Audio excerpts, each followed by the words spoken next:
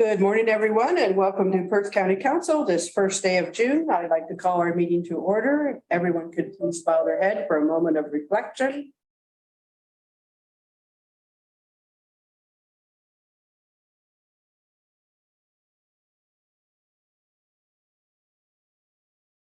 Thank you. We have our land acknowledgement. We acknowledge that Perth County is situated on the traditional land of the Anishinaabe, who have been long-standing relationship with the land and water throughout the region.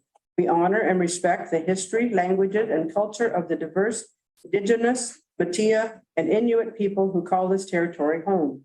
As a county, we have a responsibility for reconciliation and a continued stewardship of the land on which we live and work. If you have pecuniary interest, you can disclose that now or as the meeting goes along. We need a motion to confirm the agenda that the June 1, 2023 agenda be approved. Moved by Councillor Aitchison, second by Councillor Duncan. All in favor? Carried. Okay, we have 27 items on our consent agenda. Is there anything that anyone would like to pose or they have questions on? Councillor McDermott. 16 minutes of municipality of Wawa. So you want that pulled and dealt with separately, or you just have a question? If you want, we can do it. We can do it right away if you want. Okay, well, go ahead.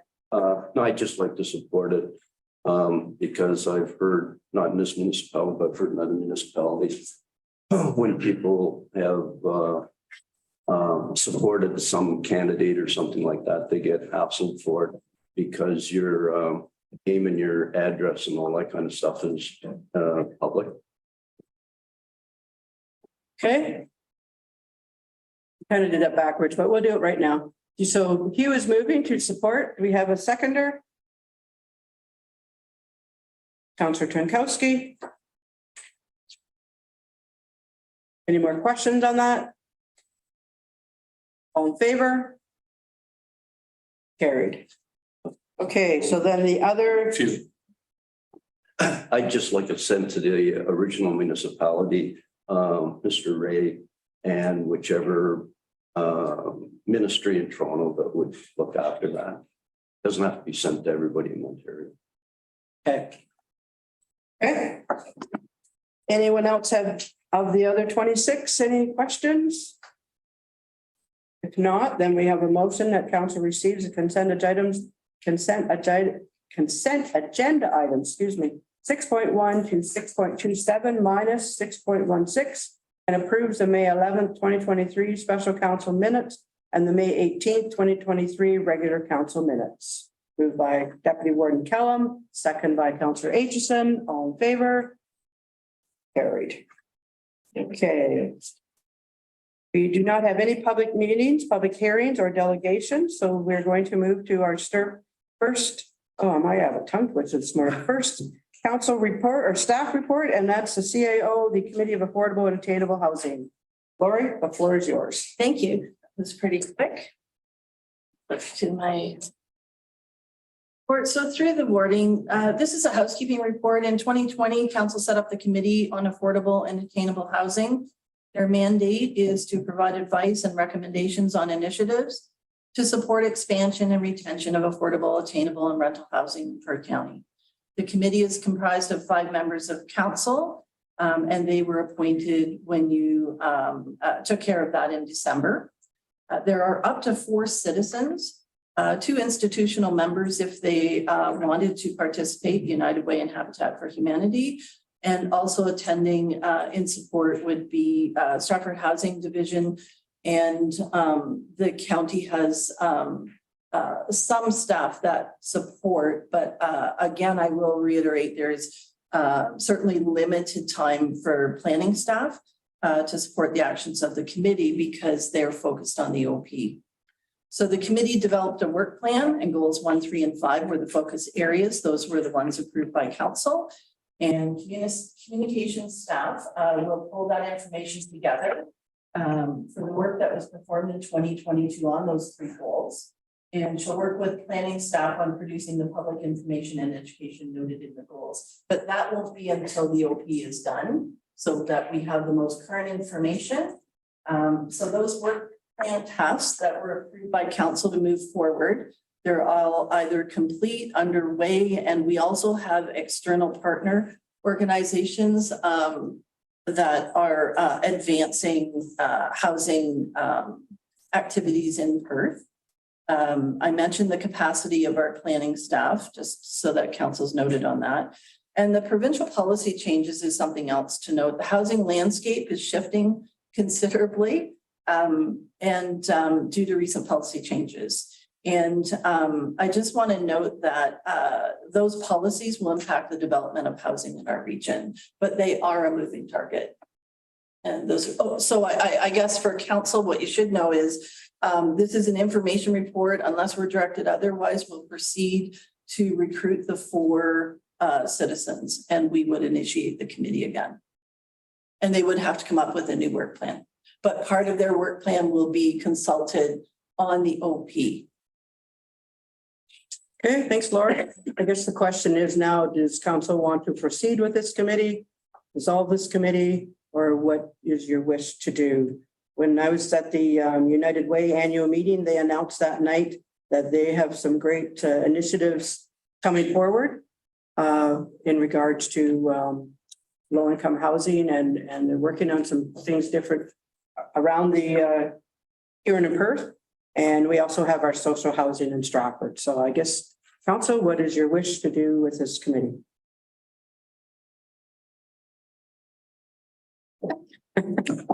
Councillor Jankowski. Thank you, Warden. Through you, I would say that it makes sense to proceed with the committee. It's a common, I think housing is a common theme through it, the lower tiers within the county. So it would make sense for the county, similar to planning issues. It would make sense for the county to get involved with the housing issues from the county perspective, and assist the lower tiers with the housing issues that they have. That's my thought on the matter. Okay, anyone else? Councillor McKenzie. Well, I think, I don't think we need to reinvent the wheel as a county committee if we want to go ahead with it. Certainly you mentioned a number of organizations that are involved with this. And I think if we're going to do it, we'll work with them and not try and do our own thing. Certainly it seems to have worked fairly well in Huron County. They're certainly a little further down the road than what we are with this, but I think, you know, what united we stand, divided we fall. And I think if we work with organizations that you talked about, it might be beneficial. Okay, anyone else? Councillor Aitchison.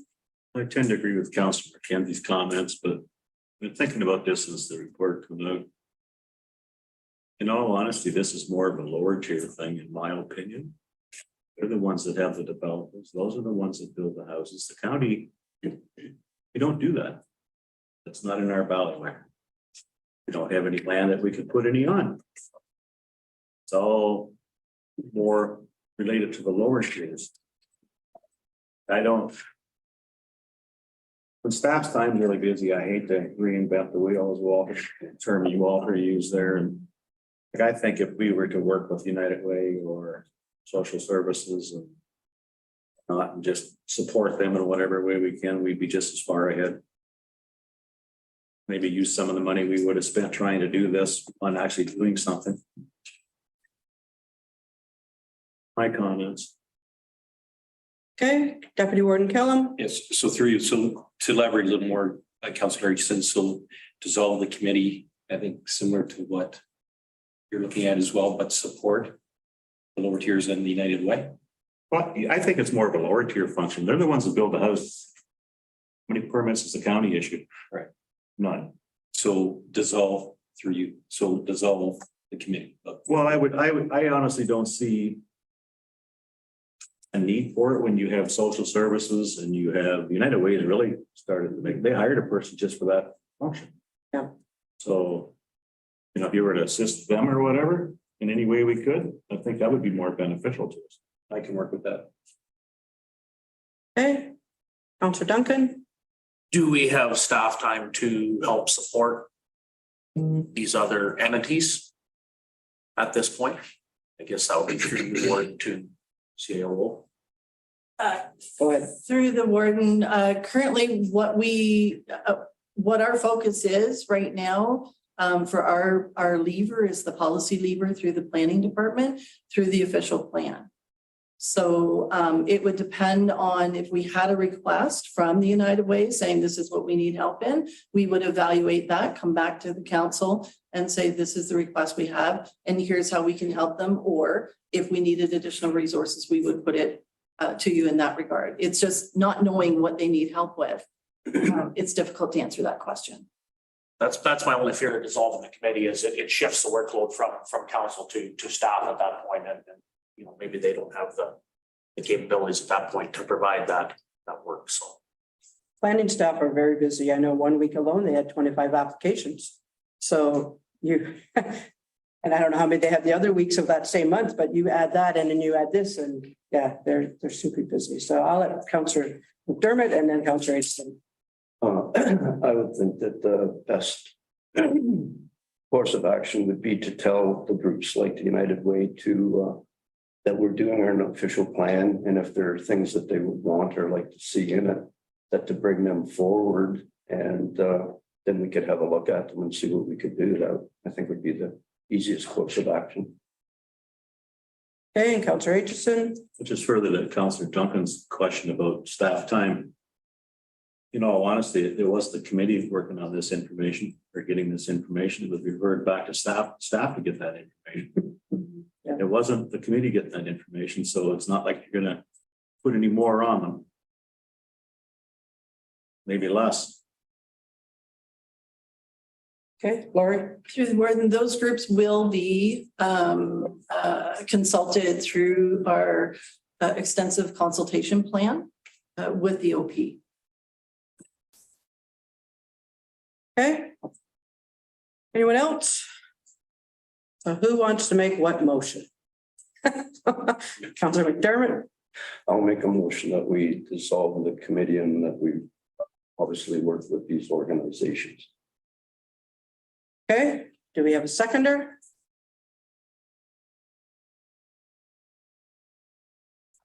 Councillor Duncan. Okay, any more comments or questions? So the motion is that we're going to dissolve the committee and then we're going to work with United Way and Social Services, correct? Walter? And I'm not sure if this directly relates to what we're talking about. I should know the answer and I gotta apologize. I think I do, but I don't. Does the county have any surplus land throughout the county per se that would be possible to use for some type of a housing project? Like if we could offer something like that as our share, I don't know, like I know we really don't have anything in West Perth, do we, John? Go ahead, John. Through the warden, no, we don't really have any surplus land. We do have land, of course, that is leased with a that's a pretty solid lease agreement. That so no surplus land currently. No, that's fine. That's what I thought, but I wasn't sure. Okay, anyone else? If not, all those in favor? Opposed? Carried. Okay, next. do you want to see the company? Oh, you want to, okay. Ali wants us to receive the report for information that council receives the committee on affordable and attainable housing update report for information. Moved by Councillor McKenzie, second by Councillor McDermott. All in favor? Carried. Okay, now we're going to move on to planning services, and the first application is the application of plan of subdivision in West Perth. I'm not going to attempt to pronounce that name, and we have Jerica with us this morning. So Jerica, the floor is yours. Thank you, Warden Eckes, and thank you, council, and any members of the public viewing our live stream. I'm glad to present this application to you this morning. So this is WP 23-01. It's an application for a residential subdivision in the community of Mitchell, which is in West Perth. It's by 789-274 Ontario Inc., which is the local builder known as BNS Construction. And the agents on this file are as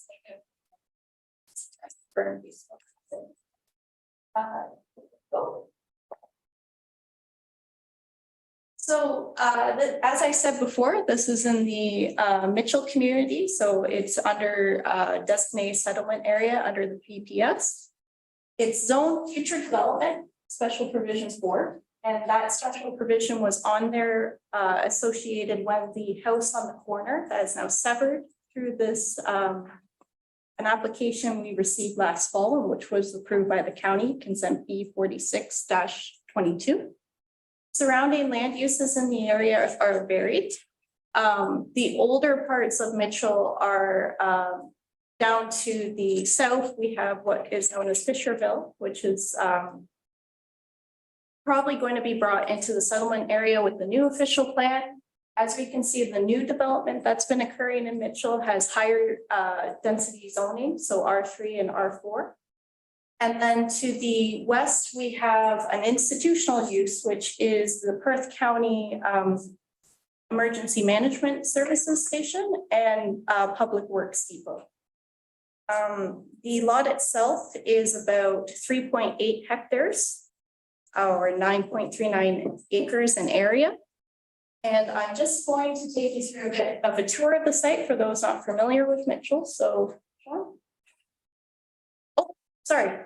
I'm going to explain what the subdivision is. So phase 1 is going to be 37 lots developed for single detached units. And then phase 2, which is outlined in blue, is going to have 12 lots for 24 semi-detached units. There was a minor modification on the plan that you're seeing before you that was different from what was presented to West Perth Council. And the only difference is for lot 38 and lot 49 in the corner. The initial plan, the lot area was such that it wouldn't be able to support a semi-detached because it was deficient in lot area. Thankfully, the developer had extra space on lots 39 through to 48. So they just adjusted it so that the corner exterior lots are slightly larger. And exterior lots tend to be larger because they have that right of way next to the street.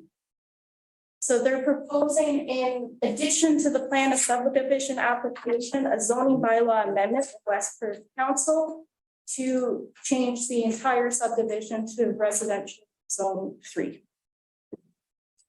Now I'll take you on through it. So the image on the right is just kind of showing you which way the camera was facing when we took photos. So that house on the right in the photo there, the original residence that was severed last year through -22, next street. As we can see, it's prime for development. It was formerly cropped. It's relatively flat. But head down Frank Street, Sean. So this is kind of looking out of the corner. You can see the Public Works Depot and the Emergency Services Station. Another one. And then one more. So this is kind of standing where the driveways will be to the closest parts of the station. So fairly close, but as I'll talk to later on in the presentation, there were studies submitted that demonstrate that it shouldn't be an issue for the occupants of those houses. Next slide. So the developer has submitted studies that demonstrate that the site can be adequately serviced, and West Perth municipal staff have confirmed that the site can be serviced on full municipal servicing, and the details will be worked out through the subdivision. There's also going to be a new municipal street, which will be renamed to the satisfaction of the municipality and conveyed over to them when the subdivision is completed. Next slide. These two topics are related to one another. So there are concerns within a lot of our older communities that active transportation, pedestrian connectivity isn't always the greatest. So the streets surrounding the subdivision are built to a rural cross-section. As the subdivision and other developments are coming online, we've already seen Nelson Street rebuilt. They will be rebuilt to an urban cross-section, which will include sidewalks. And the new municipal street, as demonstrated by that red line on the subdivision plan, will have a sidewalk. So that is definitely a bonus for this application. For park space, there are parks located within walking distance to this development. However, they're what we call passive recreational spaces, a couple of benches, no real playgrounds or anything like that. That can be found at the Lions Park, which is up at the corner there by the dam. Yes. Well, it's only a 16-minute walk away. You would have to cross Highway 8, so it's not the best in this region, but what we're asking from the developer is not to provide park space, but since there are lands to the north that might be more suitable for that, they're going to provide cash in lieu through our parkland dedication so that the municipality can use the funds to develop more recreational spaces in this neighborhood. Next slide. Residential density and affordable housing are really key issues that we're looking at all our subdivision applications, just because of the need for housing in our communities. So the Mitchell official plan section 5.1.5.2 actually does have density targets. So for single detached dwellings, it's 10 to 25 units per hectare. And then for semi-detached dwellings, it's 20 to 35 units per hectare. And as we can see with the chart up here, that the applicants are kind of in the mid-range of those targets. Something the planning department just wants to know, or I want to know, is that Mitchell official plan was developed in 2009. So how we perceive those targets might be a little different compared to what our needs are today. And council does have the ability to vary density targets. There is definitely bonuses to this subdivision application. So something that the builder is going to be ensuring is that the units all have the capacity to have an accessory dwelling unit installed if the owners choose.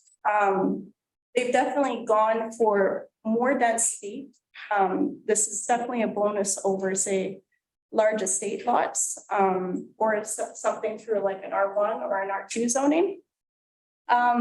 Something that could have potentially helped add a little more to the community in this area is if the lot fabric was varied a bit more. So the challenge is with having a single detached neighborhood where we have super small lots is that future intensification efforts can be challenging just because the lot sizes won't support it and it's hard to build higher density housing. We did ask the developer if they would consider moving some of the semi-detached out of phase 2 into phase 1, just to have kind of more vibrancy in the lot fabric and just have a bit of differences there. It wasn't something that they were interested in doing, which is within their grounds to do. A note on the affordability piece. So I did provide in my report numbers just for context for the previous definition of affordability under the permitted policy statement, which was 30% of household income. I just want to note that affordability, as defined through the province, has changed through Bill 23. So instead of 30% of household income, we're looking at 80% of the average market rate or purchase price. So if we look at here on Perth, the Canadian Real Estate Association branch, they list an average year to date of average home prices in our region. That's 604,958 is the average. So an affordable home in our region is 483,966. Since the singles are being proposed at 650 and the semis at 550, it's unlikely that any of the units within this development will be affordable for low or mid-range incomes. That being said, because there is a capacity for accessory dwelling units, there might be more rental units coming online. And adding more houses to the Mitchell community might vary prices. All right, next slide. So the environmental noise assessment. So this development is, as we saw, right next door to the Perth County EMS and Public Works. It's also fairly close to the Godrich-Exeter Railway. So as part of the application package, they had to do an environmental noise assessment. The good thing that the assessment found is that the overall impacts of the surrounding environment on the proposed development, they don't need to do extensive building upgrades or mitigation measures. The study just recommends that these warning clauses are put on title to ensure that there's fewer grounds for people to come and complain to the municipality of West Perth, which already bylaw 053-2009 basically exempts the EMS and Public Works just because we see it as a public good. But it is something to note, and this will be dealt with through the subdivision agreement. And then next. Another consideration for this application was the methane gas mitigation buffer. So there is a closed landfill. It's now, it's on what's now known as the West Perth Memorial Forest. We basically have concerns when we're building or operating or closed landfills that combustible gases might move through the ground and combust, especially when you're doing disruptive activities like construction of a subdivision. Thankfully, in this case, there's not any worry of any gases migrating. And in fact, this landfill doesn't produce much gas to begin with. So there's no concerns there. I think that's the end of my slideshow. So notice of application was given on April 11th, 2023. It was presented to West Perth Council on May 1st. We haven't received any formal correspondence outside of the agency comments from the public. The public meeting for the zoning bylaw amendment did occur on May 1st as well. There was just a few folks interested in servicing and that type of concern. So the planning department is supporting this application. And I'm happy to answer any questions that council might have. And thank you for letting me present today. Okay, thanks, Jerica. Any questions from council? Nope, you got off easy. Okay, for Council McDermott. The warnings on title, how great a legality is that? Like it's just a warning, but can that stop people from complaining? Like can they still complain? Or because it's already on your title, you're done. So through you, Warden, I mean, folks, they can always complain, but legally they won't, they would have been warned. And that's for renters and purchasers. They have to be informed that, hey, there might be some noise in this area. Also during the construction phase, that one notice on title for the ones closest to the EMS, basically the units have to be built with air conditioning so that if people want to keep their doors and windows closed in the summer, they can. We see that as fairly standard on most building permit applications these days anyway. So does that kind of answer your questions in that regard, Councillor? That's fine, thank you. I just didn't remember seeing that before. Okay. Thank you. Okay, Councillor Orr. Good morning. Great application. Can't hear you. Oh, No, now you're muted. Now you're not. hello. Can you hear me now? Yes, we can hear you now. All right. Great application. Just kind of curious if there's accessory units in there, will there be enough parking? Has that been addressed?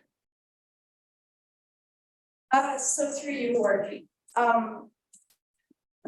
they are currently meeting their parking requirements for the primary use on the lots. However, through Bill 23, we are no longer allowed to ask for additional parking spaces for those accessory units. for this particular development, I don't see it as being a large issue, but it could. It is good to identify it because it could potentially become an issue down the line. And that's not just for this development, that's all developments in our settlement areas that are now affected by Bill 20. Does that answer your question? Yes, thank you. Okay, any other questions? No, we have a motion that council receives the application plan of subdivision submitted by Zelinka Primo Limited on behalf of 274 Ontario Inc. West Perth 23-01 report, and that council approve application WP 23-01 for plan of subdivision submitted by Zelinka Primo Limited on behalf of 789274 Ontario Inc. for the lands described as part lot 47, registered plan 339, part 2, 44R, 6017, Mitchell Ward, Municipality of West Perth, subject to the conditions of draft approval listed in Schedule C attached. Need a mover and a seconder, moved by Councillor Jankowski, second by Councillor McKenzie. Any more questions? All in favor? Carried. Thanks, Jerica. Okay, now we're going to move on to Perth County comments on proposed provincial policy statement, and I believe Sally's going to join us. She's here.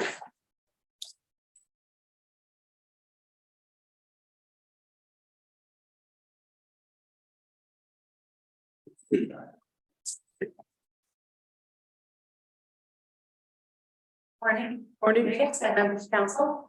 I'm bringing back a draft of some consultation comments regarding the provincial policy statement in particular. We have also included two comments related to Bill 97. And the commenting period for that is or was much shorter, but I'm seeing other municipalities combining these. And it's an opportunity for the County of Perth to have their voice in some of those Bill 97 changes as well. In addition to things outside of formal comments that as a municipality we may do, either individual or individual comments that were as citizens able to put into the ERO, the registry, or as politicians working with each other. So having communications with folks at the province, and I think some of that has been occurring, which is excellent. So let's go to the first slide there, Sean, please. Just a reminder about where this all began, which is that on April 6th, the province released both Bill 97 and draft of the new proposed provincial policy statement. And originally they had the comment period ending next week, June the 5th. And as of yesterday or the day before, they extended that comment period to August the 4th, so an additional 60 days. So it's really important that as a group, we understand that we do have more time. And so if there are things in the draft that need revision or that you want to discuss further, we now have some more time to do that. And also, I think looking at media that has come out over the last 24 hours or so, that this extended period really was driven by the farm community and the commodity groups working together to influence the provincial government in understanding more about the impacts on agriculture that their proposed policy would have or could have. And using their collective voice to say that reconsideration is needed, and the province seems to have responded to that in particular and saying we'll take more time.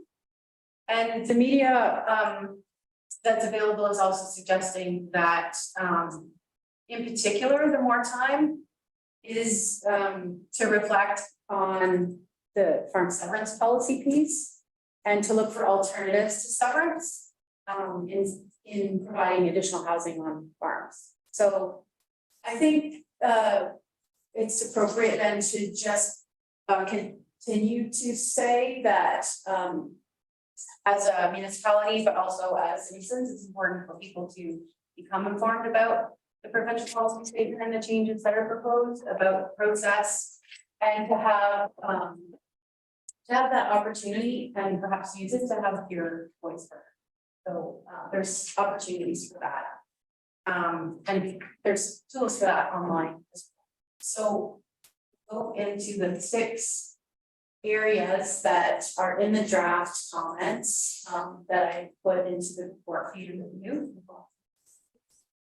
And the first one is related to Bill 97. So at the top of each slide, I've identified whether it's Bill 97 or the PPS, just to help us differentiate between the two.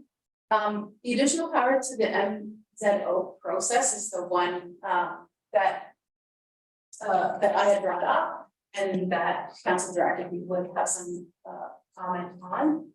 And I looked at the language and thought, I mean, I wrote those a couple weeks ago now, so I've had more time to think about them as well. And so I think I have some additional wording here for you to consider at least. And it's more specific. The wording that I had in the draft was not as specific, and it called for a removal of the additional powers. So let me first be clear that the MZO process is intact, that the letter is not intending to remove those or to ask the province to remove those powers, but to take a finer look at the additional powers to that Bill 97 offers. And I outlined those in the letter in 4 bullet points under point number 1. And they are related to the MZO process being able to essentially like ignore the intent of provincial policy and to not have to communicate that with folks or to even publish information about the decisions. So there's some, as you can see here, the italicized words are the things that I've added for your consideration. And then the strike throughs are the wording that I've suggested that we take out of this section. And this is to I guess you could say not be so demanding about the removal piece, but more clear about specifically this is what Perth County cares about, which is that we have a regard for the intent of provincial policy, and the word intent is important because we're going to the MZO process. The whole point is that the minister has the authority to approve the zoning of something that doesn't necessarily work along with an official. The official plans are aligned with the provincial policy. But what we do, I think, want to maintain is that if a proposal is made, that there is still that checks and balances of what is it that we value provincially, and have we sort of done that cost benefit analysis in doing an MZO. So for example, recently there was, and I'm not drawing 100% parallels here, but the province recently went to a municipality and just made them designate a bunch of land, well beyond their 25-year growth horizon. And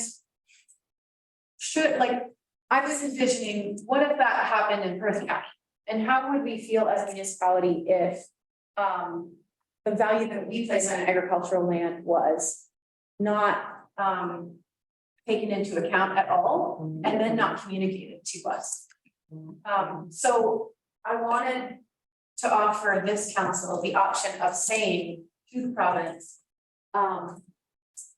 that the additional powers afforded to the minister have a regard for the intent of the provincial policy, that there is no checks and balances, that there be consultation with the local community and local council, and that public notice of the process and decisions that are made. So this language is intended to recognize that the minister has powers, that there's a purpose for those powers, but that Perth County would like greater transparency and a proper set of checks and balances. The idea of an MZO is that you can't meet absolutely everything, and so someone has the power to override that. But to what degree, I think is what we may want to know more about as a community before those are set in stone. So, I wanted to offer you this alternative, in the wording, and then certainly maybe you have insights on what you feel about this and how you would want this to be worded. So I'll put that one up there for us to have a sort of specific discussion. And we'll go through the next 5, and then we can revisit these, and have discussion about what your thoughts. Next one, please. So the additional residential units piece, that's also Bill 97. And it's about supporting 2 additional residential units on a site, whether that site is privately serviced or publicly serviced. And so generally speaking, these comments tell the province that there is support for additional housing requirements and that it's a preferred option to severances. And that we do have a need to be cautious in our villages and hamlets because private servicing does come with potential additional threats to private drinking water sources. And so we want to be cautious and responsible about this method of growth. And so I wonder about including a sentence about adequate servicing in the need for Ontario Code to address those, the need for protection of private drinking water systems. And so that may be something that we could put into this letter that isn't in the draft that you will review in preparation. Next one, John. The next 4, I have just put the wording up here for us to consider because I'm not suggesting any changes necessarily from what I originally had put into the draft. And that is, this one is around affordability and the municipal role. And so you'll recall last meeting, we had a conversation about the removal of that language in this provincial policy statement. What does that mean for the municipalities that have been establishing targets around affordability and trying to direct programming toward it? And so the wording that's in this draft for you is that greater transparency and communication is requested to explain this policy shift and the intention of the province with respect to guiding municipalities in this challenging work. And next, the timeline for natural heritage policy is our next item, and the wording that we have in here is a timely response from the province on these policies is requested and necessary. And the reason that requested and necessary, the word selected, is because Perth County has put a lot of effort and resources into not only updating our mapping to recognize that we do have a valuable natural heritage system, that it's not that big, and that the input from local landowners matters. So we have been doing a very intensive consultation with landowners, and we've had a lot of progress in it, but there's a ways to go. And so the progress that we've had so far is in communicating directly with landowners, from hearing them directly, from collecting their thoughts and their information about their properties, in using the information that we gave them to refine the mapping, and also in identifying important questions that they have that we do need to do some work to provide answers for. So the consultation has been very, I want to say, fulfilling and valuable to the process of developing a really good official plan and in communicating with the people of the community. So it's very frustrating then to be reviewing draft policy. So we're doing this work to refine the mapping. We're working with landowners directly. It's a large amount of resource and time. And then we're reviewing draft policy with technical committees and with our steering committee. And we're doing all of that in a little bit of limbo because the draft provincial policy statement just has a big yellow box that says still to come. And so it's really important that the province give us some indication of where they're going with this piece in provincial policy statement so that we can do our work to at least some sense of where it's going. So in the other areas of the PPS, like housing intensification, in comprehensive review, we can see where they're aiming for, and we can do our work under the current PPS, but also with that vision of where the new PPS might play out. But with respect to natural heritage, we don't have that ability. And so that's why the words were blessed. And then next is lot creation on farms. And as I said earlier, the province has really pulled back on this particular piece and given direction to their the folks at the ministries and certainly the public to continue to consider alternatives to lot creation on farms to address the need that the province is hearing. And what they're saying is they're hearing it from farmers that in order to facilitate farm transition, they need more housing on farms. And then, you know, as commodity groups saying, you know, we don't want you to achieve that through severances of prime ag lands. Because that comes with a whole host of other impacts. And so the intention may be twofold to facilitate those farm transitions, but also to advance housing options generally in the community. And so I went back and looked at this just happened in the last couple of days. So I went back and looked at the language we have in this draft, and it says Perth County requests the removal of lot creation policies on ag land in section 433(1)A, while supporting the retention of surplus farm severance policies in 433(1)B. And I know from our last meeting that doesn't necessarily capture each councillor's wishes, but it captures the direction from council last time that we identify for the province, Perth County's position that severance of prime ag lands is not advantageous. And that the risks are very high. And I would say this doesn't exclude us from considering a future path on what does it look like if we have some lands that aren't prime, and how do we implement a system that can consider that piece. But I think the starting point is to protect prime ag lands. So this is the language that I put in the draft, and it hasn't been, I'm not suggesting we amend that one. And then lastly, the settlement boundary expansion piece, and that also is in the PPS, and that is specifically the removal of the requirement for comprehensive review. And you'll recall from last meeting, we talked about it as being comprehensive review being quite a valuable tool in a growth planning exercise, a valuable tool to municipalities in projecting your growth and identifying your land needs, so that you can align your investment in infrastructure with where you are designating plans for growth.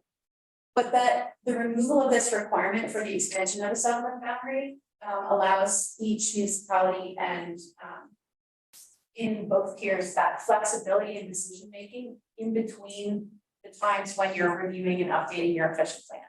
So you're not heavy into like a growth planning exercise over a 25-year period, but you're able to entertain something that comes to you in those interim years, the 3 to 5 year periods in between those reviews, that makes sense. And to have the ability to consider those without it being incredibly onerous on the developer, but maintaining that there's those checks and balances on adequate servicing and minimizing the amount of land needed and justifying your growth, but not through this very extensive exercise of comprehensive. So the language that we have in here is this method of growth management is far preferred to that of lot creation in agricultural areas, and that policies could and should be further developed. And I had either provincially or locally to make the most efficient use of additional development lands. What that's really saying is that the growth planning that we're doing as a municipality was thought out with purpose. And we do appreciate the flexibility in being able to remove the requirement of a comprehensive review for individual one-offs. And that locally, we want to be able to make efficient use of infrastructure.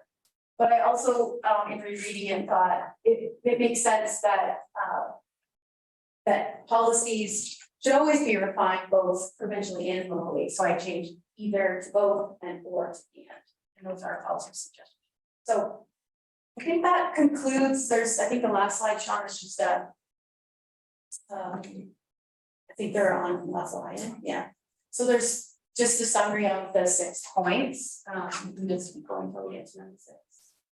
So this slide just puts all six in one place for discussion purposes. And so I'll stop there and certainly want to give lots of opportunity for council to have a conversation about this. It's important.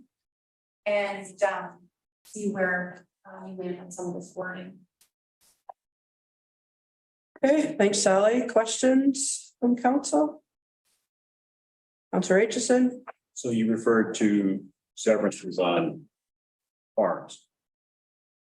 And I understand, I support that, unless severances on a quote unquote farm. But on your our last meeting, you had a thing on the slide, I think it's 75, which you considered farms of less than 3 acres. So basically, that's a residential lot in the country, zoned agriculture. And 2.6 acres of that is lawn. What would be wrong with putting in another house or two on that property? It's never going to be farmed.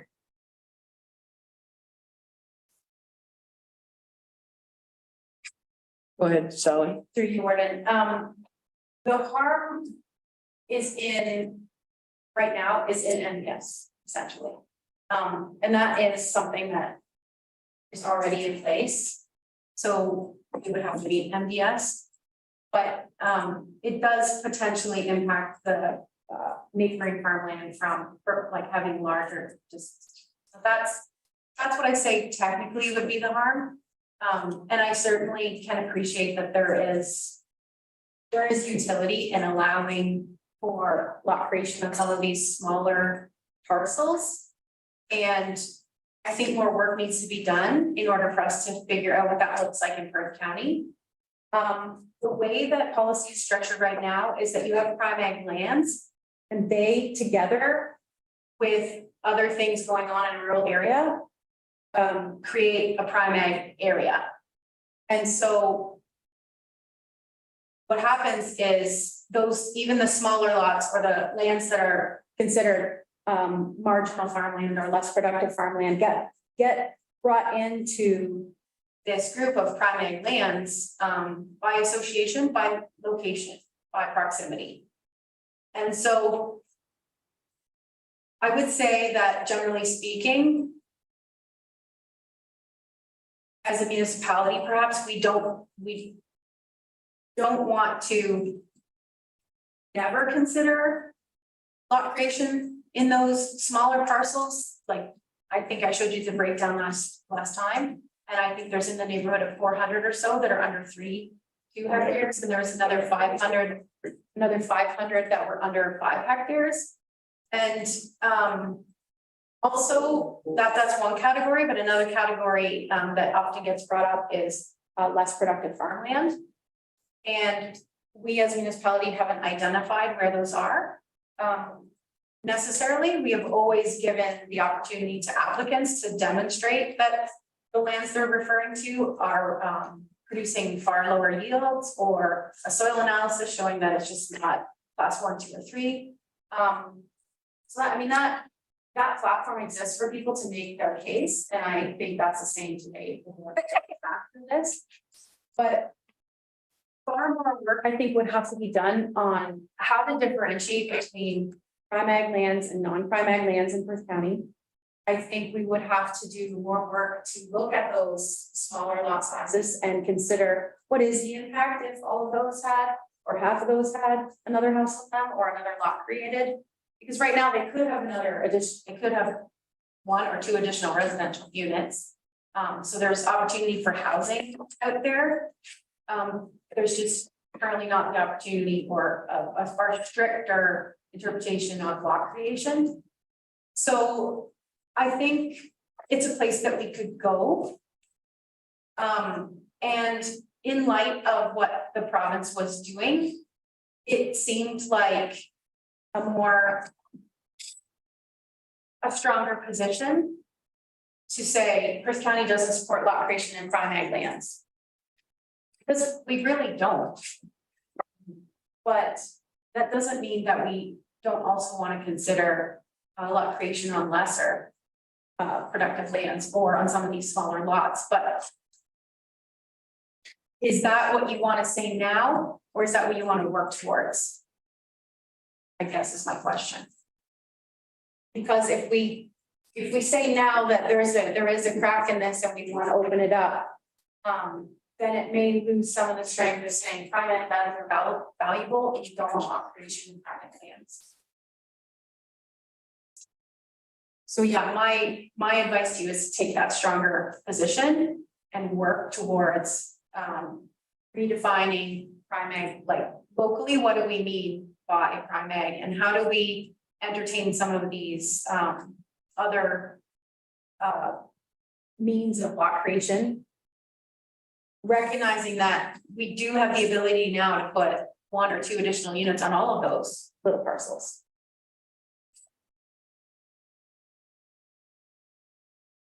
Okay, so just for some additional information so that everyone knows, I had the opportunity to meet with Randy Pett or with John Nader and Matthew Ray on the 23rd of May with the pork producers, and we brought some of these topics up. I also had an opportunity to meet with the Associate Minister of Housing, Nina Tangri, and I got to bring some things up with her as well. And now I have a meeting scheduled with Matthew Ray on the 13th of June, and it's going to be here. And I'm going to ask if the mayors want to come that day. They're welcome to come. And I think Sally's going to be there. And 3 of the topics that Matthew wants to discuss with us are settlement boundaries, how we feel about increasing them or infilling in them.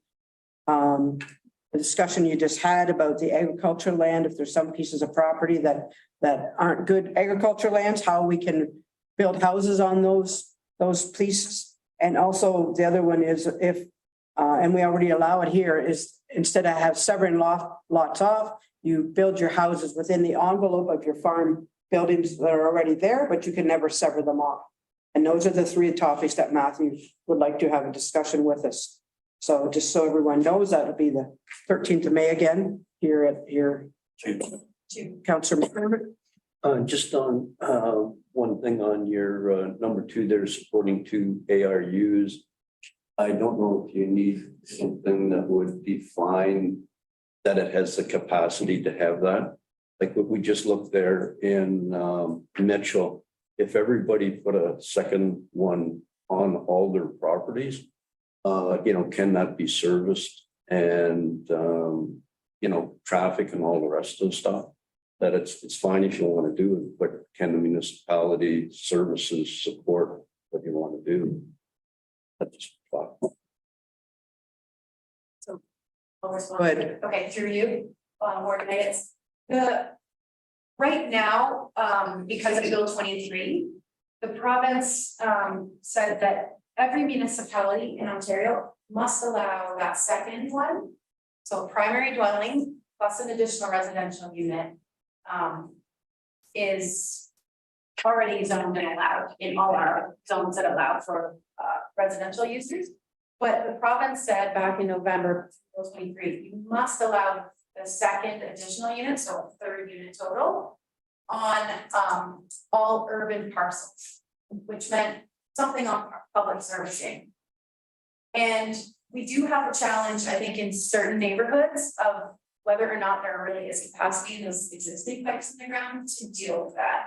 And so one of the things the planning department is doing is connecting with the engineering folks that work on behalf of each lower tier. And I'm trying to identify those neighborhoods so that we can actually target other neighborhoods for programming and outreach related to intensifying in this way through additional residential units. But through this bill 97, what they're saying is that 3rd one now will be as of right on properties that are privately serviced. So they remove the word urban, so now it's all parcels of land. So anywhere now where a dwelling is zoned, the province is forcing our hand and saying you must allow this third unit, the second additional unit. So they've made that so that we have to build it. And the tools that we have available to us are the building code and ensuring that the well and the septic are adequate for the additional residential units. So that burden will come to building permits to govern or regulate. And it will be challenging, for sure. What I'm trying to get at through the comments, the adjustments that I supplied today is that it's not just about, and I've said this before, you probably think I sound like a broken record, but it's not just about, does that lot have an adequate space for the size of the weaving bed required? But once you start putting septics beside wells, beside septic, beside well, beside septic, beside well, you have to look at the nitrates at the lot line. And we are starting to learn through our hydrogeological assessment that there are places in Perth County where it doesn't work that well, where lot sizes need to be bigger in order to maintain safety for private drinking water sources. And that important piece is not well defined or very clear in the building. And so there's not that trigger that we need to force folks to in putting in that second or third unit to do that analysis. And that's where I think we're missing a piece and potentially putting folks at risk. Okay, other questions? Deputy Warden Callum? Through your warden and with regards to Councillor Aitchison's comments and that, and then with your comments with regarding the meeting on June 13th, and then with Sally saying we have an additional 60 days, why don't we just take this all in and make some decisions after that, bring it back?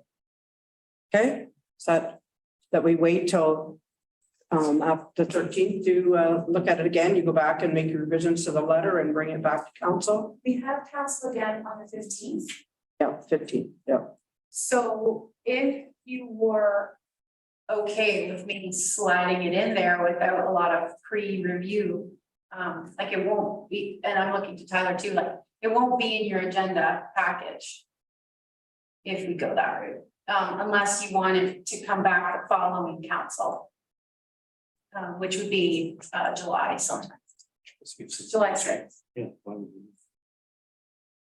Councillor Aitchison? I agree with Councillor Fallon. We get 60 days or something like this. So I don't believe we need to rush to the 15th. I also want to see this, make sure the lower tiers all get a chance to have a good discussion as to what they would like to see or add or delete or whatever. Okay, so you wanted to come back 15th then, or you wanted to come back? I don't think it needs to come back that fast, but she said, you know, if you're okay, but I'll just, slide it in. Well, I want to have a good thorough discussion. I want the lower tiers to have a good thorough discussion. Not just the upper tier. And then we can get the comments set in. Back to August. Yeah. Well, August, To July. That's basically all of June and July. yeah, July 6th. It's been a while. Yeah. We got lots of time. Yeah. okay, so someone want to move that it comes back to July 6th then? Sally? Yeah, I just want to be clear, you're gonna want to look at it at the July 6th meeting, because that's your only council meeting in July. Yeah. And then the comments are gonna be due August 6th. Right, we do have one more on August 3rd, but that's and the 6th is a Sunday. So it makes it pretty tight if we leave it to August. Unless you have a special meeting. But I just want to highlight the timeline for your vote.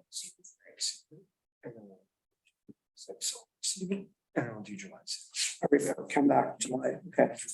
So we have a motion that council receives the Perth County comments on proposed provincial policy statement ERO number 019-6813 report, and that council directs staff to bring a report back on the 6th of July. Okay, moved by, Sorry, Warden, I wanted to ask one more question. okay, Quickly, the MZO, Sally, you were wanting to change that. Yeah, do you want to see that? Could you please?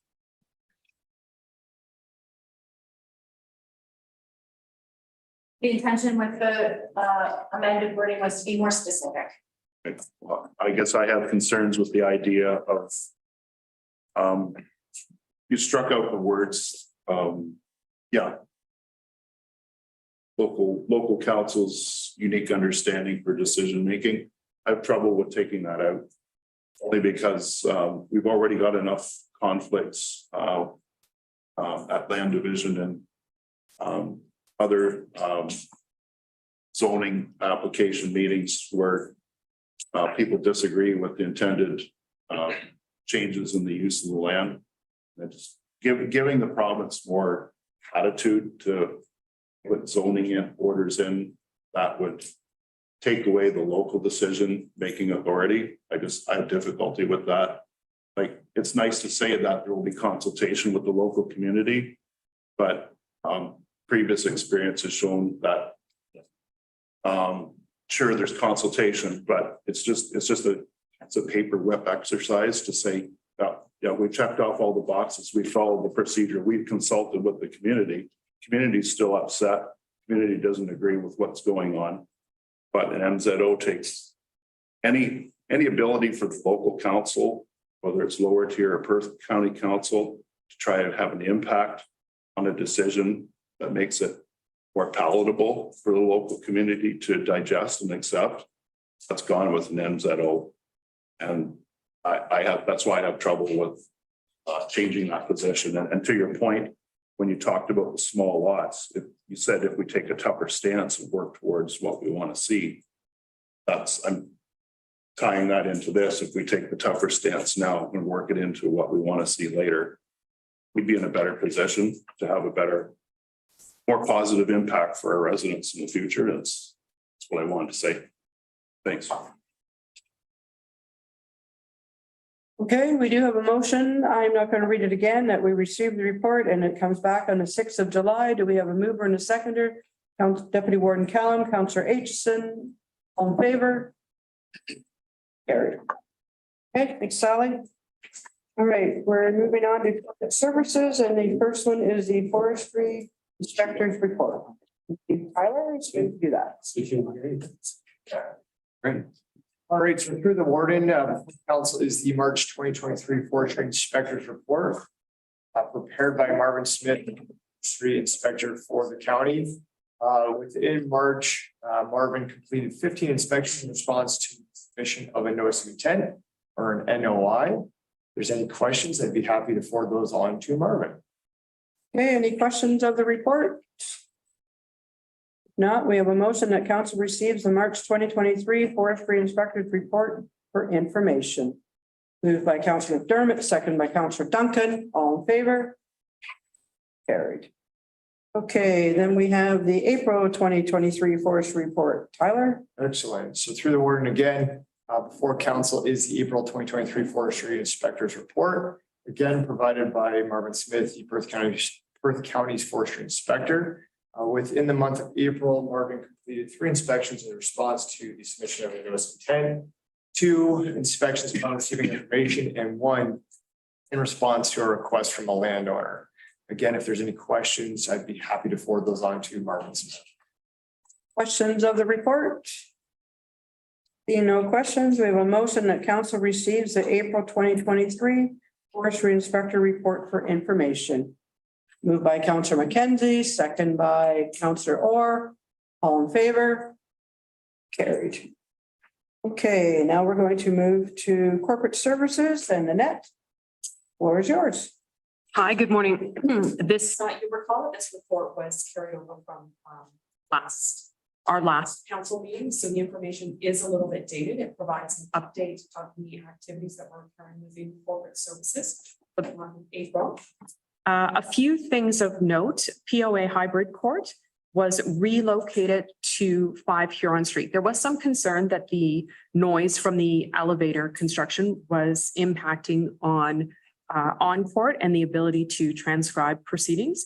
So with the permission of the Regional Senior Justice of the Peace, we temporarily relocated the POA courtroom to 5 Huron Street. So with hybrid court, defendants can elect to appear either virtually or in person.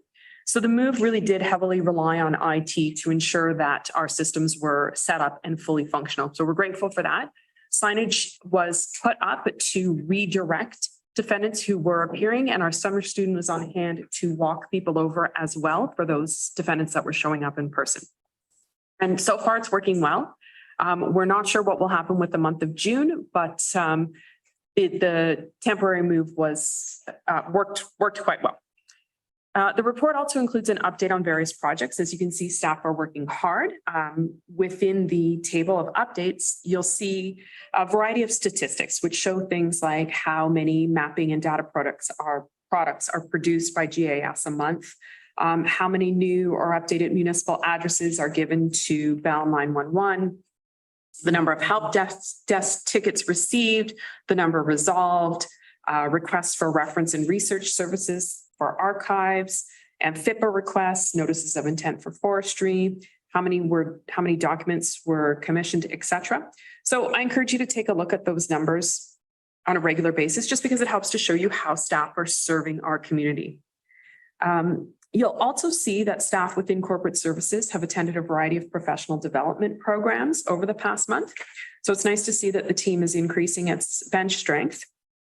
And in relation to professional development, Betty Joe, our manager of archives, will be attending the Association of Canadian Archivists Conference at the end of June in Charlottetown, PEI. And I point that out because we do have a policy related to professional development that for out of province conferences, the CAO has to provide approval. Ms. Wolf has done that. The costs are included in our annual professional development budget for archives, and council is to be advised. So I'm doing that now. In terms of human resources, during the month of April, there were 2 additional staff who joined the team in court services. On April 17th, Devin Butler and Jill Palmer joined Perth County as court services clerks. Miss Butler graduated from the University of Guelph in 2018 with a major in criminal justice and public policy and a minor in family and human development. Miss Butler previously worked as a court and client representative for the past 5 years with Stratford Court Services. And Ms. Palmer, who also joined our team, previously worked as a provincial offences administrator at the County of Oxford for the past 8 years and graduated from Fanshawe College's legal assistant program and also attended Conestoga College. So subject to any questions, that is my report. Okay, thanks, Annette. Any questions of the report? No, okay, we have a motion that council receives the corporate services April 2023 report for information. Moved by Councillor Trnkowski, second by Councillor Aitchison. All in favor? Okay, our next is our POA court services. Morning, Vicky. Welcome to County Council. The floor is yours. Morning, Warden Agates and members of council. What's going on? Can you hear me? Yep, there. Okay. Good morning, Warden Agates and members of council. This report provides an update on activities at the Provincial Offences Court Services Office to the end of April 2023. I am seeking council's approval so that this report can be given to Municipal Shared Services. Court Services staff continue to schedule early resolution meetings and trials. Our staff is caught up and currently scheduling cases that are about 1 month old, and staff is booking those cases into October. Discussions have continued about school bus safety with a number of agencies. If anyone has any further questions about the administrative penalties program, please direct your questions to Annette Diamond. Staff have another meeting scheduled for tomorrow, June 2nd, with the Crown Attorney's Office in regards to the download of Part 3 prosecution. I have provided you with tables comparing this year to the last 5 years to the end of the month of April. The pending average monthly caseload and court appearance tables speak to the increase in court activity and increased workload for staff. The final table is the calculation for percentage of net revenue to be distributed based on the actual location of the offense for which fines were paid in the month of April 2023. Thank you. That concludes my report. If there are any questions, I would be happy to try and answer them. Okay, thanks, Vicky. Any questions of the report? No? Okay, council receives the POA Court Services report for MSSC and operational update report for information and approval for the Municipal Shared Services Committee meeting on June 15, 2023. Need a mover and a seconder. Moved by Counselor Orr, second by Counselor McDermott. All those in favor? Carried. Have a good day, Vicky. Thank Okay, you. we're going to move to Q1 financial variance report. And Corey, welcome to County Council. The floor is yours. Thank you, Warren. Can you hear me? Yes, we can. Perfect. This report was also deferred from the last council meeting. It's in relation to just the first quarter to the end of March. All divisions are pretty much on their first quarter. There's nothing in the report that indicates anything out of the ordinary, other than if you look at essentially winter maintenance. Winter maintenance over the first 3 months, we were at about 62% of our budget. Historically, about 60% of our budget is spent in the first part of the winter season, with 40% being spent in the fall and winter season to the end of the year. Within relation to that, that means we're going to essentially be right around budget, or about 2% over budget, which is about approximately $100,000. To note is the winter maintenance reserve has been depleted. So going into 2024 budget is one of those items that we may need to take a look at in relation to shoring up some funds with going over budget on essentially this item, such as winter maintenance. Specifically, capital projects are not done until the summer season. As you notice, the low amount of cost associated with the capital budget, about 2% has been spent to date. If there's any other specific questions, I'll be happy to answer. Okay, any questions for Corey? No? Okay, so council receives the 2023 Q1 financial variance report. Moved by Counselor Aitchison, second by Counselor McDermott. All in favor? Carried. Thanks, Corey. Enjoy the rest of your day. You're welcome. Thank you very much. Okay, now we're going to do mid-year activity report for Stratford Perth Archives. And we have Betty Jo joining us. So the floor is yours, Betty Jo. Thank you, Warden. Good morning, everyone. Through you, Warden, the report today summarizes projects and activities at the archive since the beginning of the year, and it is for the upcoming MSSC meeting. Reference service by email or telephone is still very popular, and staff here have been busy responding to those kinds of requests, as well as providing in-person access for research in the reading room. Information and photographs from the archives enhance reports and displays at local businesses and community partners, like the volunteer-run Streets of Stratford website. And starting this weekend, with the assistance of 2 summer students, the reading room will be open on Saturdays for drop-in service. The rest of the year, researchers can come in on Saturdays as well, but they do need to book an appointment ahead of time.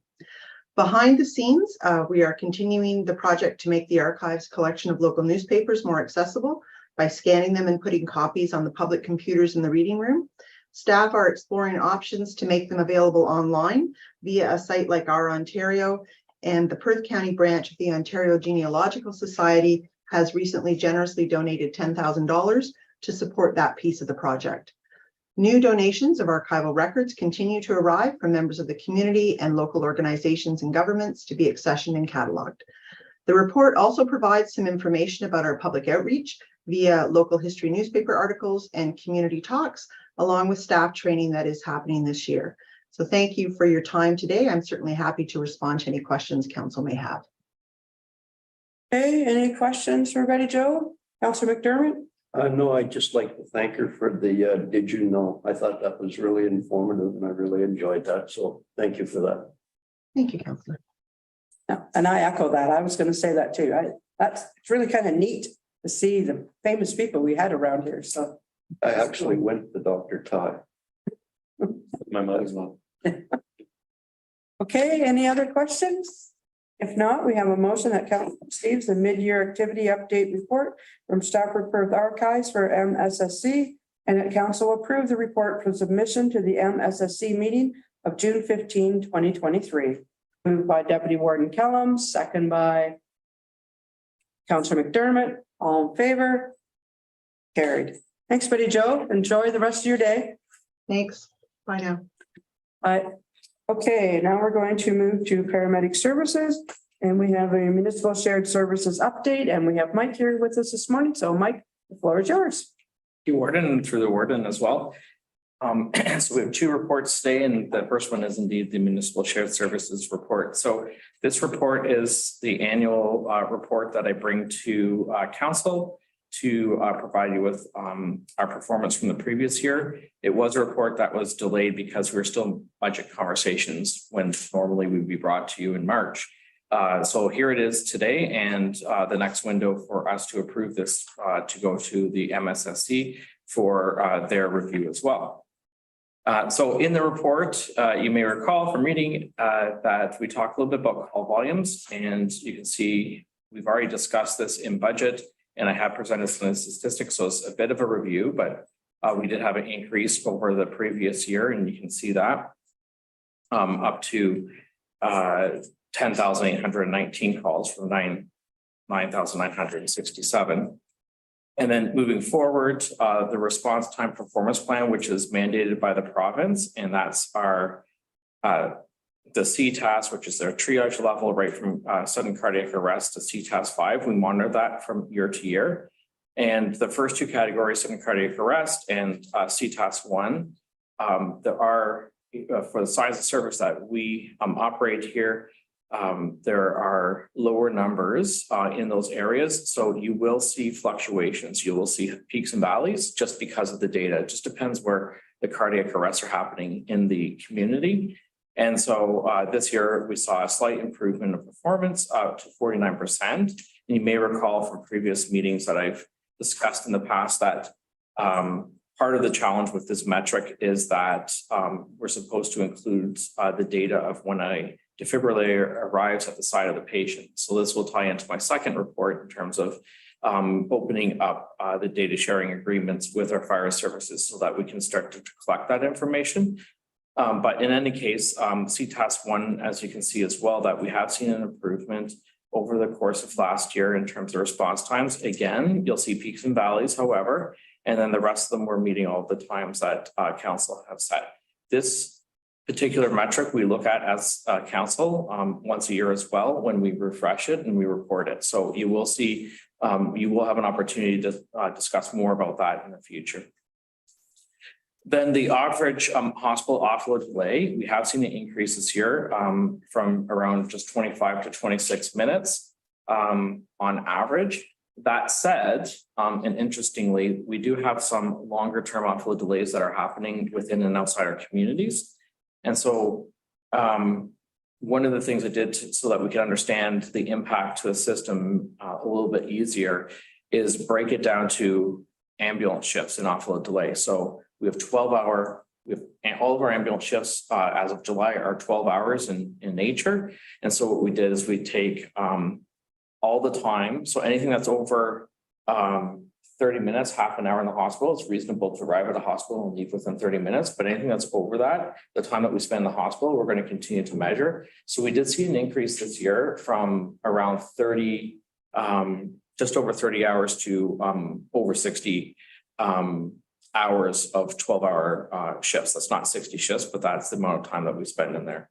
So we are, sorry, it is equivalent of that amount of time in the hospital. So we do expect that there always will be some of that time, but underneath of here, you'll have a look at some of the action items that we are doing to continue to monitor and react to this so that we stay on top of it. So the first one is that we continue to be part of the emergency medicine and critical care programming at the hospitals so that we can report back to the hospitals what we're experiencing and can have them continue to work on making sure they get us out of the hospital as quick as possible. Hospital destination protocol is something that we've put on the table in the past, and we're working with actually the here in Perth Health Alliance to develop a destination protocol. And what that would look like is if somebody that needs obstetrics, that they would be going to obstetrics hospital as opposed to like the closest hospital. And then that would reduce the number of transfers we need to do. But that also could have an impact on bringing more patients to Stratford. So we need to carefully monitor that. But at the end of the day, it's about bringing the patient to the right location. Fit to Sit program. So that is moving patients from our stretchers to the waiting area when it's appropriate to do so. We've expanded that to other area hospitals outside of just Stratford. Then we will be looking at, which is still pending, but we will be looking at developing an escalation policy so that if we are in a very difficult or tricky situation and we end up having a lot of ambulances stuck in an emergency department for whatever the reason may be, that there's an escalation policy and we can work with our local hospital to get those paramedics out of the awful delay should that occur. And the last one is to continue to assess the need and criteria for funding mechanisms for awful delay nurses and or personnel in the hospitals. And that's something that's also pending too. We haven't been eligible for that extra funding before because despite the news that I'm bringing you today, our local hospital, the here in Perth, is one of the better performing hospitals in the province. And so we just want to continue to have a good working relationship and keep it that way. But if the time comes that we need to bring more resources in, then we will continue to monitor what's available to us in the province and we can see if we can access those if we meet the criteria. So that's an awful delay. Code criticals are times where we have 3 or less resources. It's the amount of hours that we spend in a code critical over the course of a year. And so you'll see in 2022 was a little bit less than it was in 2021. And that's based on surge capacity. And sometimes we will end up in those situations where it could be awful delay, but it could also be something like a car accident that happens that several ambulances need to respond to all at once. Our 90th percentile reaction time, so how long it takes to get to an ambulance from the time that you receive a call as a paramedic and then start going to the call. So we continue to monitor that. And our target throughout COVID has always been 2 minutes. And we're continuing to meet that. So at the 90th percentile. So we're pleased with that. And in the future, we may look at reducing that slightly. But one of the challenges we have is at some bases, it just takes longer to get to the ambulance than others based on the actual structural design. Patient chart audit. So this is part of our quality assurance program. You will note that from 2021 to 2022, we had a reduction in the amount of chart audits that we completed. Part of the reason for that is that we have started training and are focusing and drilling down on the quality of audits as opposed to just the volume. But over the course of next year, we would like to see that increase because as you get used to the new process of doing audits, we would expect that more audits are being produced. Another point of interest under COVID-19, we can see that the number of patients that we're interacting with where we have to take those COVID precautionary measures have decreased in 2022 over 21. No one's surprised to hear that. And then I'll sort of brush over multiple integrated health. Things are going well. We continue to move forward in that area. There has been an announcement that the Ontario Health, which was originally the high intensity funding, if you're familiar with that, has renewed funding and made it base funding and from what we understand at this point. And so that's good news. And the long-term care funding does continue to 2026 at this time. So our community paramedicine program continues to grow and is in good shape in terms of 100% funding from the province. And then just a couple of highlights with Medivy Health Services and some of the things that are going on there. We continue to provide to our staff, the Beacon cognitive-based therapy, if anyone does need to access that, as well as leadership training and a couple of other things such as that. We will be introducing this year First Watch, which is a program that will help do data analytics for our organization. And one of the things I really want to highlight is the active sponsorship by the Medivy Health Foundation in our communities. So over the course of one of the things with Medivy Health Services is a not-for-profit, we have a foundation, and the foundation does different types of work. And one of the things that we focus on is PTSD and research for responders. So just for council's awareness, over the last 3 years since 2020, we've invested $1.5 million into PTSD treatment to support public safety and personnel research into that area. And then the other thing is if we turn our minds to Perth County, we have interacted with and provided money for food securities during the pandemic to the United Way. But also the local community food center in Stratford had an expansion to Milverton, a community access market, which was another grant that came through the foundation. And in the report, there is a link to the foundation with respect to, if you want to learn a little bit more about it, the key areas that the foundation focuses on is post-traumatic stress, active living, healthy food. We actually have another application in our county right now for active living, youth mental health, and there are some scholarships are in there. So I do encourage, organizations within our community to have a look at that because there is opportunity for funding there. And there is, since 2020, in Ontario, $2.9 million in grants to communities that impact the sectors that we serve in Ontario have been awarded. So it's something that maybe you can look into if you're a member of the public or one of those organizations that's looking for funding that meets that criteria. So that is my MSSC high-level report, and I will pass it back over to you, Warden Eggets. Okay, thanks, Mike. Any questions? No questions? I just want to say one thing. Last week was paramedic week. And so just if you could convey to all of them on behalf of County Council, we thank them for all that they do. I know Jim has made this comment before. It's not something he could do. And I know it's something that I could never do either. So it takes some special people to be our paramedics. I've seen them in action. They do a wonderful job. We can't thank them enough for everything that they do. So if you just convey that to all of them, I'd appreciate that. Certainly. Thank you, Warden. Appreciate that very much. Okay, if there's no more questions, we do have a motion that Perth County Council receives the Municipal Shared Services Committee, Perth Paramedic Services 2022 final report for information, and that council approve the Municipal Shared Services Committee Paramedic Services 2022 final report for submission to the January 15, 2023 meeting of the Municipal Shared Services Committee. I need a mover and a seconder, moved by Councillor Aitchison, second by Councillor McKenzie. All in favor? Carried. And the second report for Mike is the tiered response. Mike, the floor is yours. Thank you, and once again through the warden. So this is the tiered response. This is a tiered response report that is coming to council, and the history and background to this is that once every council sitting, the tiered response program, which involves fire and paramedic services in our community, has a requirement that through basically our own mandate that we're going to review that with our council. So that's once every 4 years. And so this is the opportunity for the sitting of council to review the tiered response program. So there's not, in terms of response and what we're going to, there are not a lot of changes in this from historical, what we've been doing post-COVID. But there are some things that are focused on efficiencies.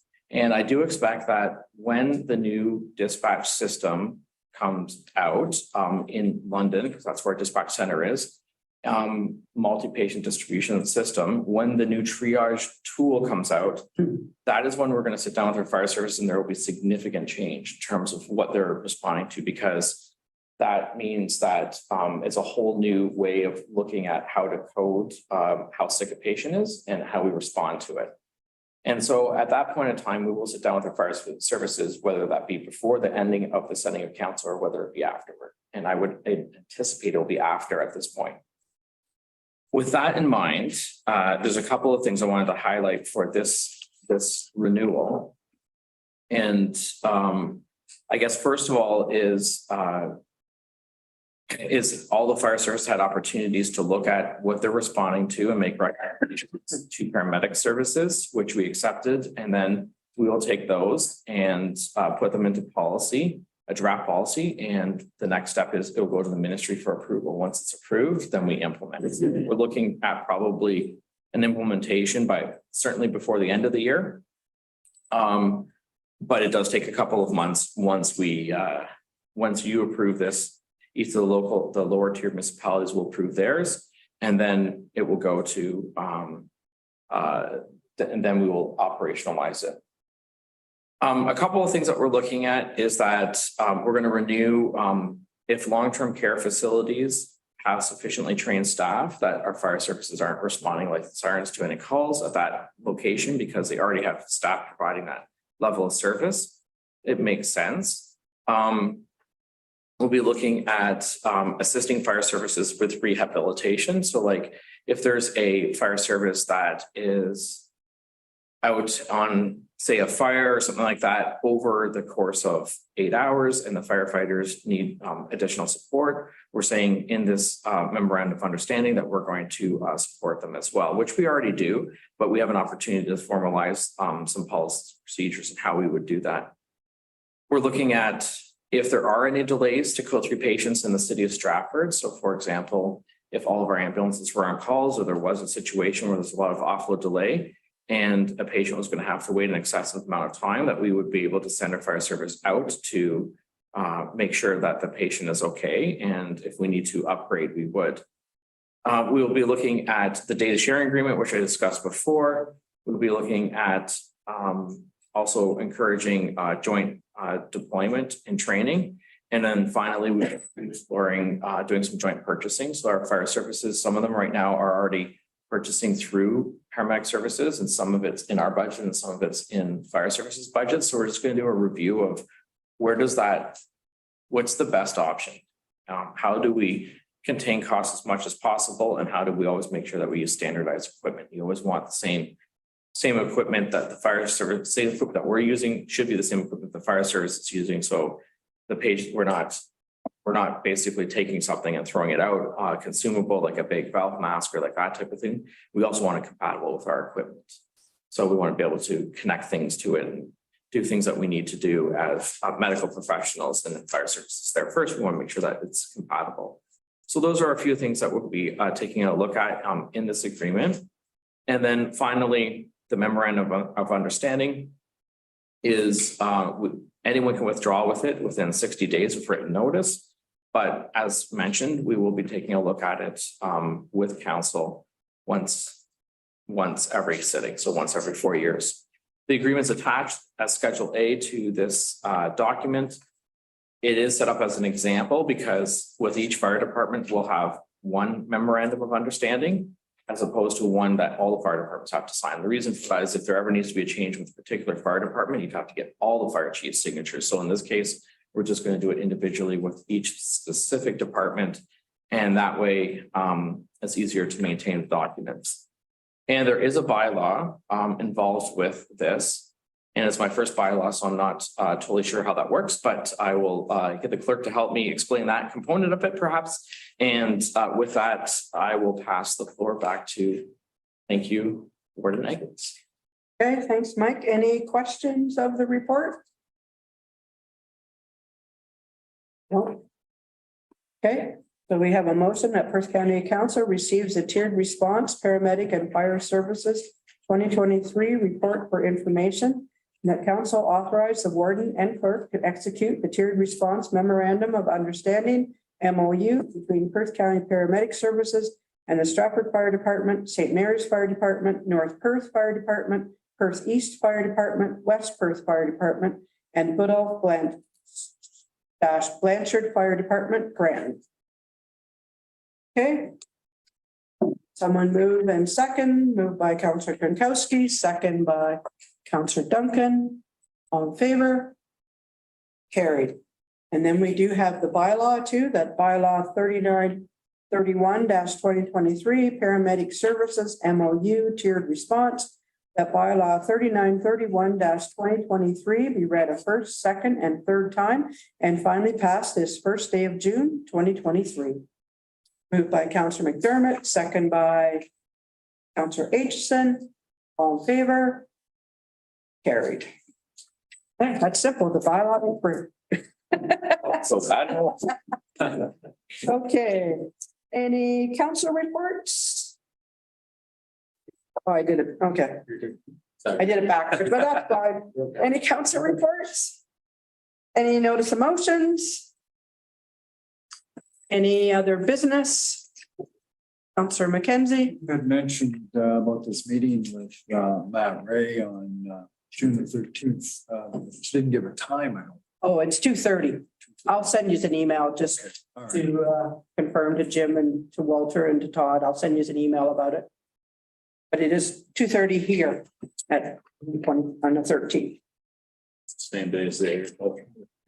Yeah, same day as agriculture meeting, same day as official plan meeting. It's going to be a day of meetings. Yeah.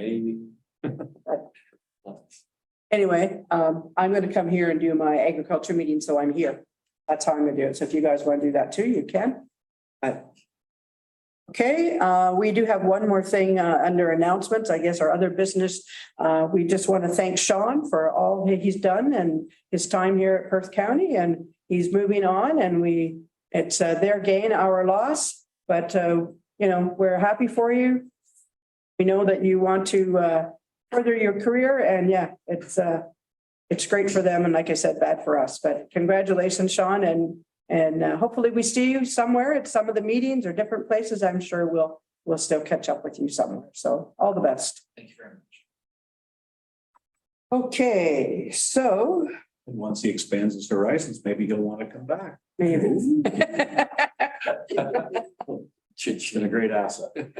He has. He will be missed.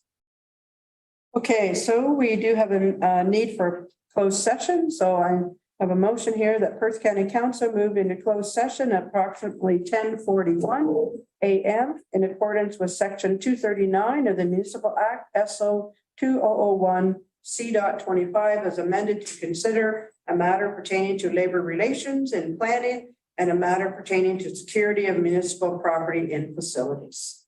Moved by Deputy Warden Kellum, second by Councillor Aitchison. All in favor? Carried. Give me a couple minutes for the screen. Yep. Around stuff.